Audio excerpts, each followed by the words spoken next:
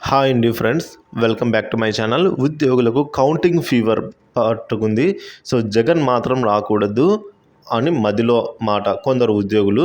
So ఆ వివరాలు అయితే వీడియోలో తెలుసుకుందాము. ఎందుకు ఏమిటనేది పూర్తి ఇన్ఫర్మేషన్ కోసం వీడియోని అయితే చివరి దాకా చూడండి. అప్పుడే ఇన్ఫర్మేషన్ పూర్తిగా అర్థమవుతుంది. అలాగే ఈ వీడియోని దయచేసి ఒక లైక్ చేయండి. ఇంకా మన ఛానల్ ఎవరైనా కొత్తగా చూస్తూ సబ్స్క్రైబ్ అవ్వనట్లయితే సబ్స్క్రైబ్ చేసుకోవడం ద్వారా నేను చేసే ప్రతి ఒక్క వీడియో మీ వరకు రీచ్ అవుతుంది. ఇక వివరాల్లోకి వచ్చినట్లయితే ఉద్యోగుల్లో కౌంటింగ్ ఫీవర్ ఏంటంటే అధికారం చేపట్టే పార్టీపై ఆరా, కార్యాలయం వచ్చే వారితో చర్చలు, స్నేహితులు బంధువుల నుంచి వివరాల సేకరణ, వచ్చిన సమాధానం క్రోడీకరించి సొంత అంచనాలు.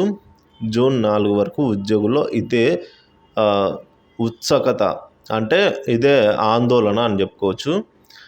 ఎందుకంటే రాష్ట్రంలో ఏ పార్టీ అధికారం చేపడుతుంది అనే ఉన్న ప్రభుత్వమే కొలువుదీరనుందా, కూటమి ప్రభుత్వం ఏర్పాటు అవ్వనుందా, ప్రభుత్వ ఉద్యోగుల్లో ఈ కౌంటింగ్ ఫీవర్ అనేది నెలకొందండి. కార్యాలయాలకు వచ్చే వారిని, సొంత ప్రాంతాల్లోని బంధువులను, స్నేహితులను ఇలా ప్రతి ఒక్కరిని ఆరాధిస్తూ వచ్చే కొత్త ప్రభుత్వం పైన తీసివేతలు, కూడికలు వేస్తూ ఉన్నారు. రాష్ట్రంలో 2024 ఎన్నికలకు అన్ని రాజకీయ పార్టీలు ప్రతిష్టాత్మకంగా తీసుకున్నాయి. సీఎం జగన్మోహన్ రెడ్డి నేతృత్వంలోని వైసీపీ ప్రభుత్వ అధికారులు నిలబెట్టుకునేందుకు పోరాటం చేసే, అధికారం దక్కించుకునేందుకు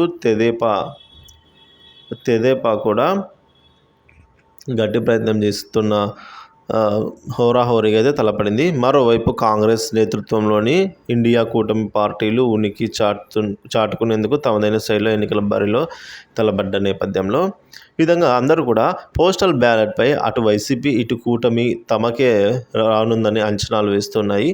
మరి గత ఎన్నికల్లో 1,00,000 లోపే ఉద్యోగులు పోస్టల్ బ్యాలెట్ను ఉపయోగించుకున్నారు. కానీ ఈ ఎన్నికల్లో మాత్రం 4,30,000 మంది, అంటే దాదాపుగా 4.5 రెట్లు ఉద్యోగులు పోస్టల్ బ్యాలెట్ అయితే వినియోగించుకున్న సందర్భం. ఎన్నికల విధుల్లో ఉన్న మీడియా వర్సెస్ కూడా ఇక పెద్ద మొత్తంలో పోస్టల్ బ్యాలెట్ను ఉపయోగించుకున్నారు. సో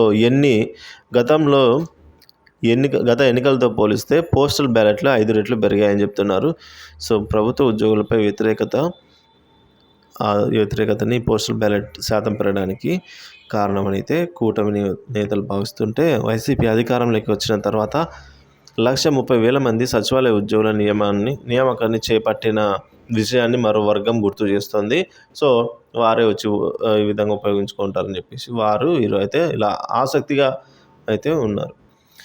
ఇక ఉద్యోగ బాధ్యతల్లో భాగంగా కార్యాలయాలకు వస్తున్న ఉద్యోగులు మాత్రం ఇక విధులపై అంత ఆసక్తి చూపని పరిస్థితి.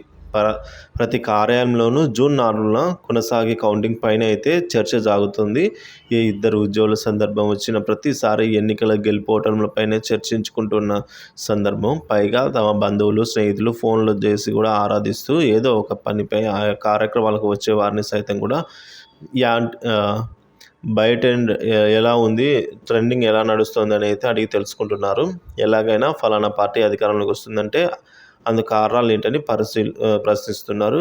ఇదే సమయంలో తమ అంచనాలను కూడా వెల్లడించేస్తున్నారు. తాము వస్తుందనుకుంటున్న ప్రభుత్వం ఏ అంశాల ప్రాతిపదికన వస్తుందని కూడా చెప్తున్నారు.